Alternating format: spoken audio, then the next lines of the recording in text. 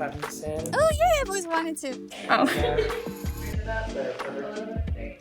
Department of Maolek individual reflections, laws, Muturwan, Tati, Nolan, cat take one.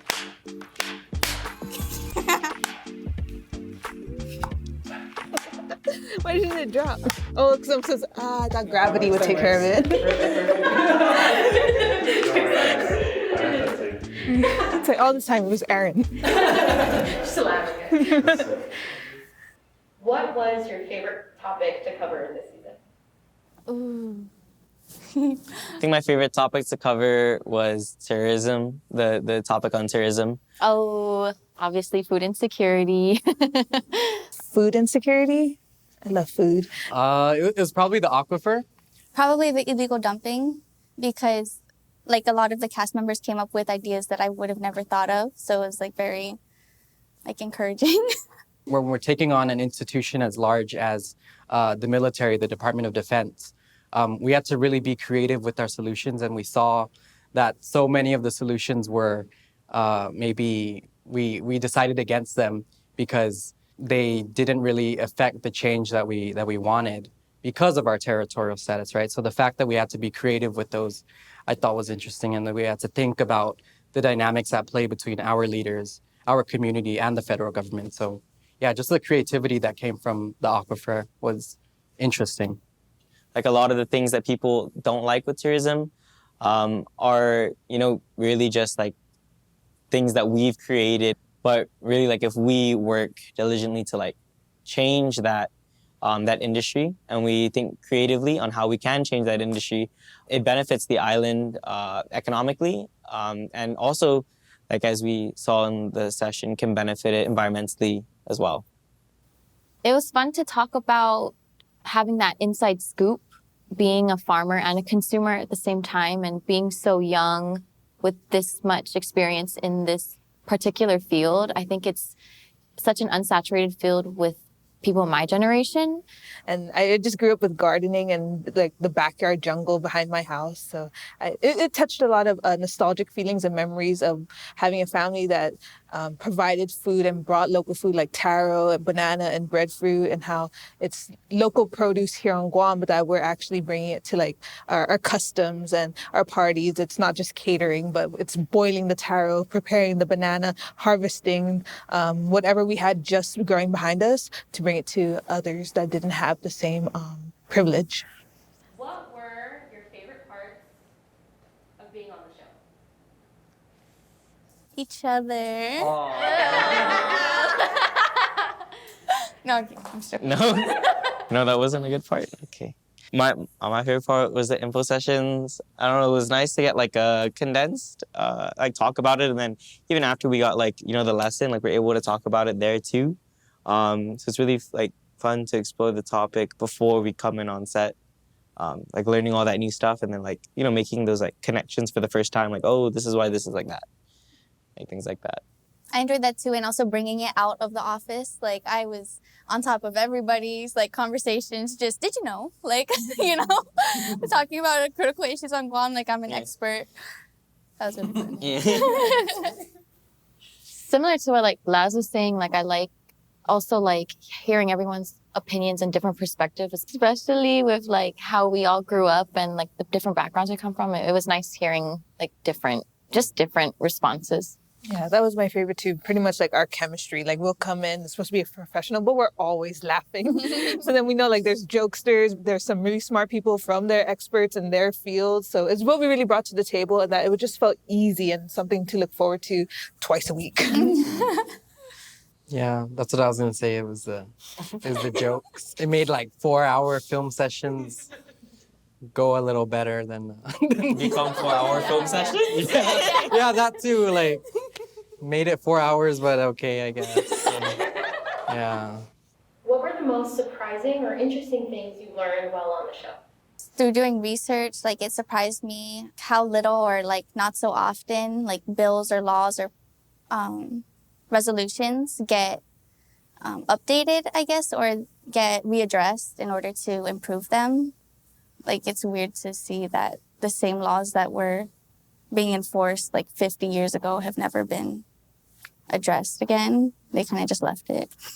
We often get like trapped in, our framework of government or our framework of thinking, even within the US mindset or the American way of thought. But to expand that and move into other places was really helpful. And I think just seeing the examples of other places was really helpful and, enlightening. It was surprising to research or how fast solutions can actually come up when you talk to groups of people from different backgrounds. We learned that the government does have a lot of money, but they don't have enough staff or support to actually fulfill those solutions. There is definitely money that can be used by the government to handle the problems that we see. But a lot of it just lies in bureaucracy or finding the right organization or agency or nonprofit that can spearhead these things. I didn't realize the solutions were right there, and it honestly just takes a little bit time and just to reflect, not even just to think in solving the problem. It's just reflecting on what could be better in our own community and how as an individual I can contribute even in the smallest ways. If you were to do this again, what issues would you want to Oh, that's a good one. Ooh. If we could do this again, one topic that I absolutely get heated over is education equity. The physical state of the schools or teacher pay, teacher development, and then just the education system on the island, how it treats our local people.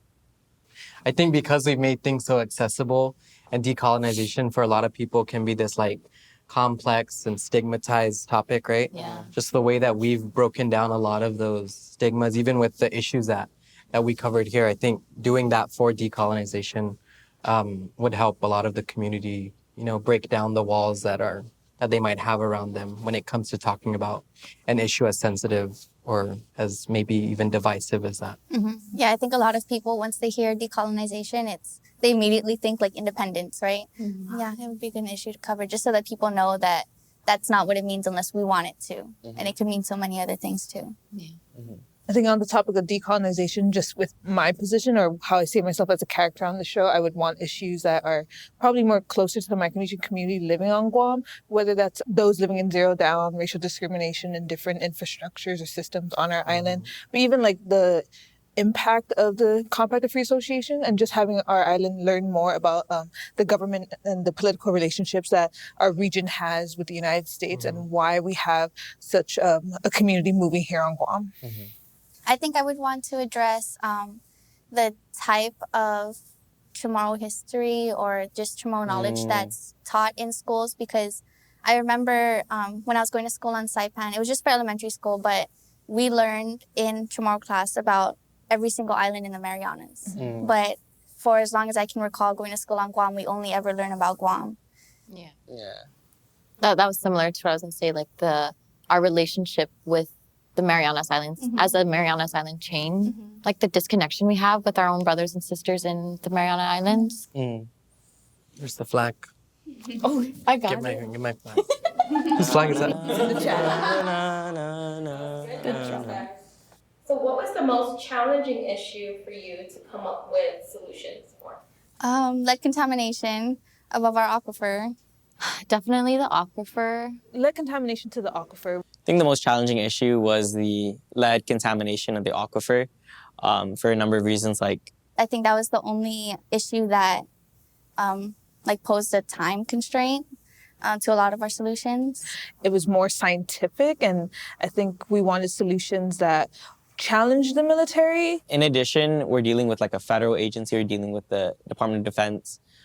So there's not really, not as much power we as a local government can do.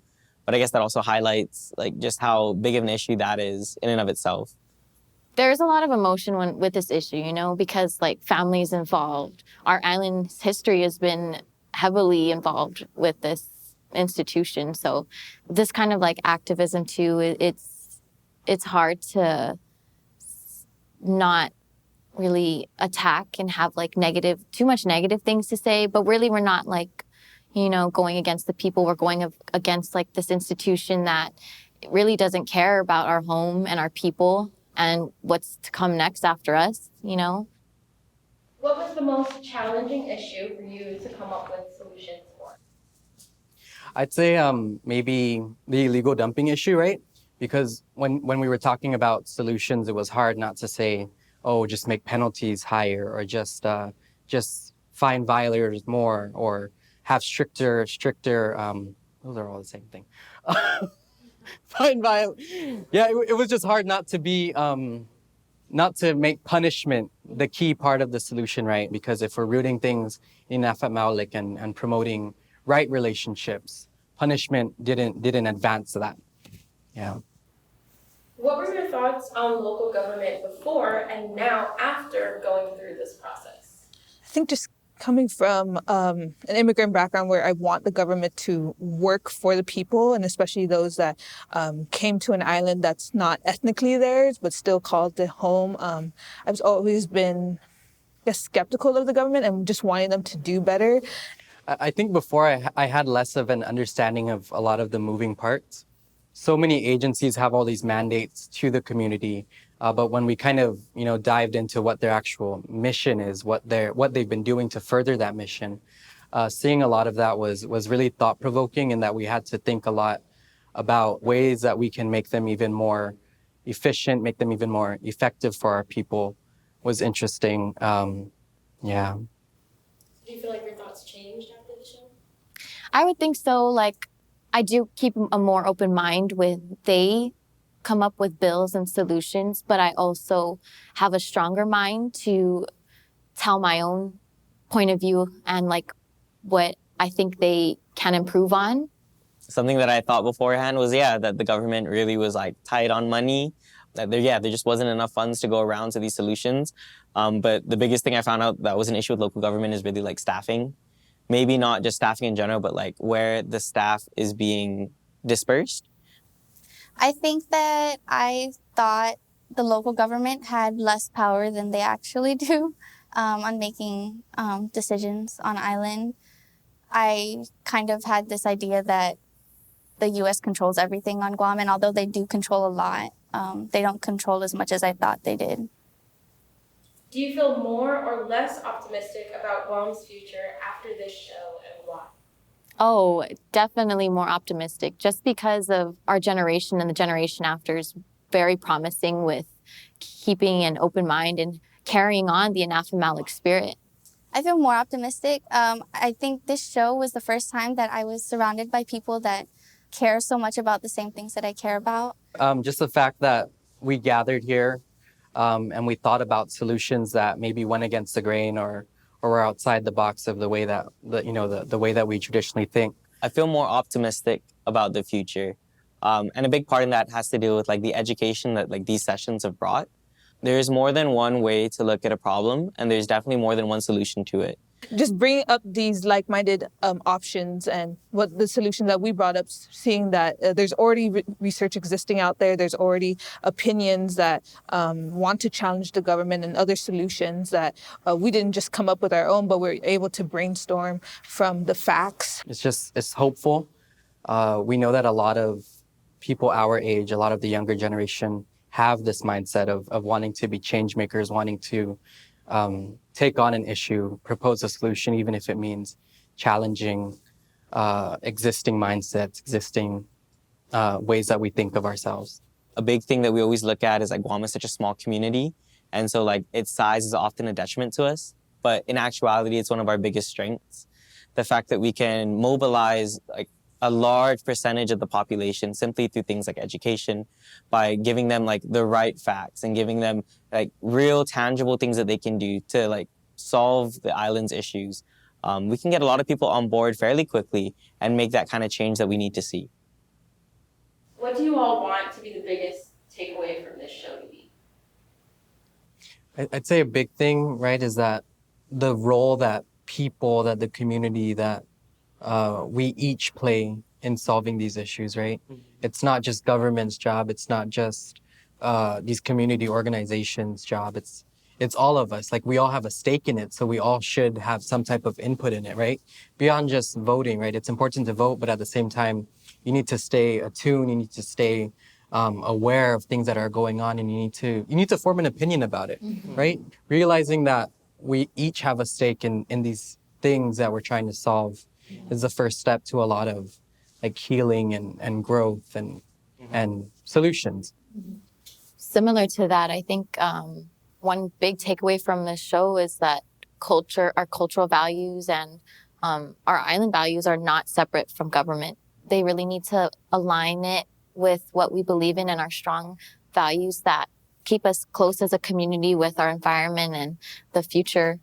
One thing that I would like people to take away from this is the fact that we have so much agency on our own island. After going through this, like a lot of the solutions that we have, and that's one thing that I really love about, this series, is that it's really putting the local government at the forefront. Like that is the vehicle by which all the solutions that we come up with pass through. And I think that shows that our people really do have the agency. We have the potential to make the changes we want to see, right? And if we could do that, like just the 5 of us over the course of like a few, sessions here, come up with like, the beginnings of really good solutions, what more if like entire departments are able to take this on, or agencies like with like full on like professionals. Yeah. What I took away is that within the Department of Maolek, I just want our audience to have information that is accessible. And I think with our videos, they're having facts, research, but also solutions that is easy to read, easy to watch. And that's pretty much what Nihi tries to do. It's not only family-friendly content, but it's for anyone to watch and then really think about, like, how does this affect my family, my children, the next generations? Like, you don't need a degree in order to learn about it. You can just go on YouTube or any social media. Just accessibility to information, accessibility to knowledge about your community and what are the next steps so that you can save the environment, save the island, but also change it for the next generation. I would just want people to know that a lot of change can come from just caring about something. Like you said, forming your own opinions, doing your own research. I just don't like the perception that we're not in charge of a lot that goes on in the island when really we are the island, right? I know we challenged a lot of our elected leaders to live through inafa'maolek, but I would also just like local community members to just think more about what they can give back as opposed to just always wanting to take from our resources, and just thinking about how we can all uplift each other a little bit more. Viva.